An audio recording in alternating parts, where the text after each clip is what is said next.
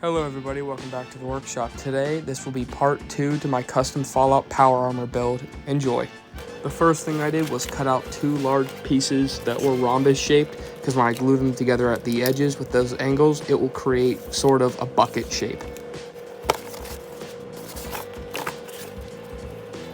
I added one more shape with the same angles, just a little bit smaller, because the face needed a point to recognize what the front would be. Then I added 4 supports just to hold the shape so I can paper mache it. Now, as you can see, the eyes are all drawn out, and all this is rough made and custom made too.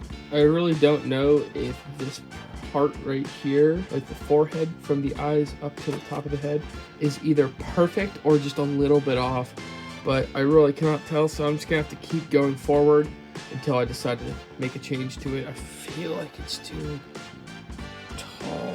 I can't tell. Don't forget, pretty much all of my projects, and when I mean all, I mean like 99.9% of them are all free-handed, just like this helmet, just like the body right over there, and the mech suit, and the Teutonic Knight. So I'm gonna make my own paper pattern that goes around like the goggles. As you can see, I drew them out, and yeah, it's just all a matter of drawing and getting good at sketching out your ideas. It also helps to print out pictures to reference what you're working on, like I did here. Yeah, I definitely like this plate right here to be a little bit higher. That seems a little bit more natural for the eyes. Only about that much more higher. I got a new glue gun, by the way. The old one broke. This one is more powerful and definitely more expensive. But I think it was a good investment.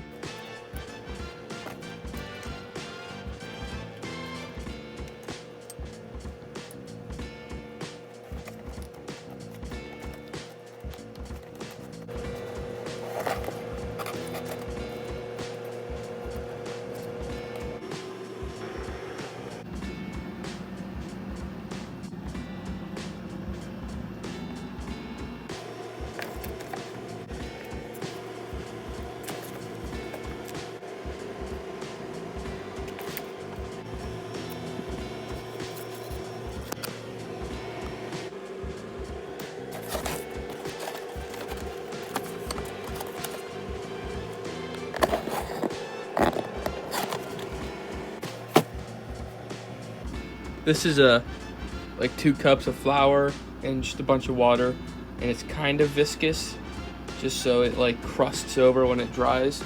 But we're gonna fill in all these gaps on the top and then smooth all these over with paper mache.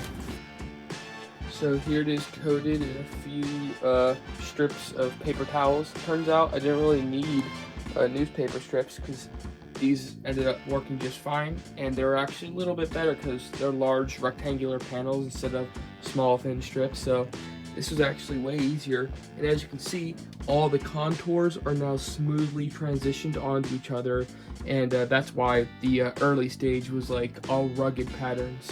I ended up putting newspaper strips soaked in the same mixture on anyway, because I realized just paper towels is very brittle and it will crack easier, and I didn't want to just cover the thing in glue or Mod Podge, so the paper strips are superior in that way. They don't crack and crumble.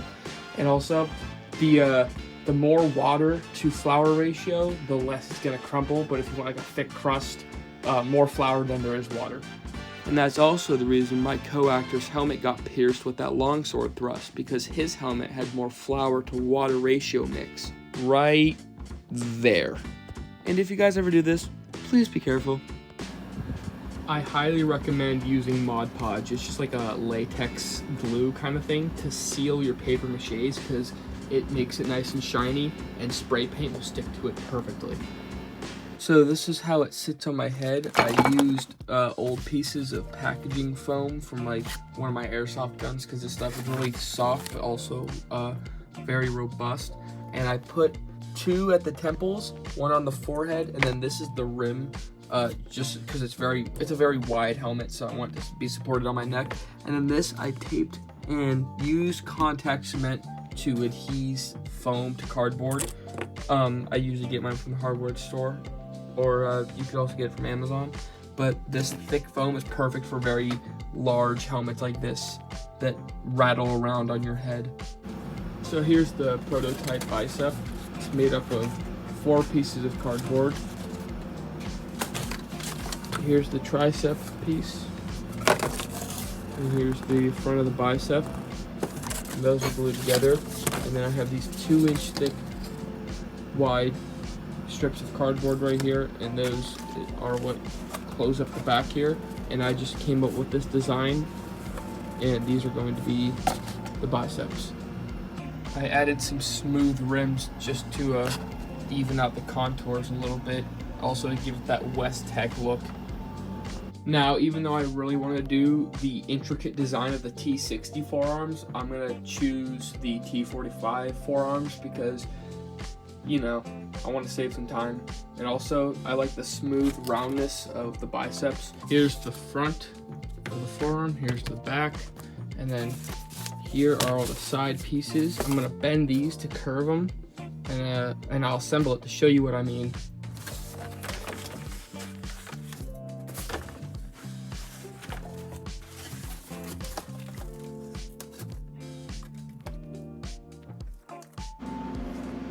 This is what I was talking about. See, it's kind of blocky and bulky, but it's also slightly curved. Here's the front of the arm where the joint is, and I'm building this rim similar to the rim right here, just with 3 pieces, just to give some more detail. So then I added these hexagon pieces right here for the elbows, and here's another glimpse of these forearms.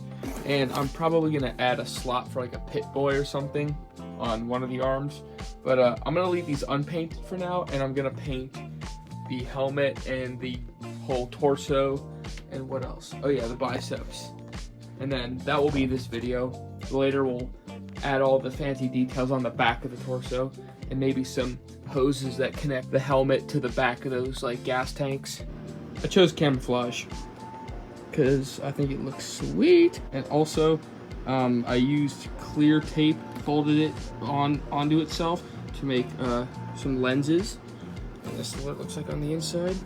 I didn't glue it down yet. As you can see, the forearms are left unpainted because I plan to add some details on them in the future. And then in the next video, I'm also going to add a few more details on the helmet that attach to the back.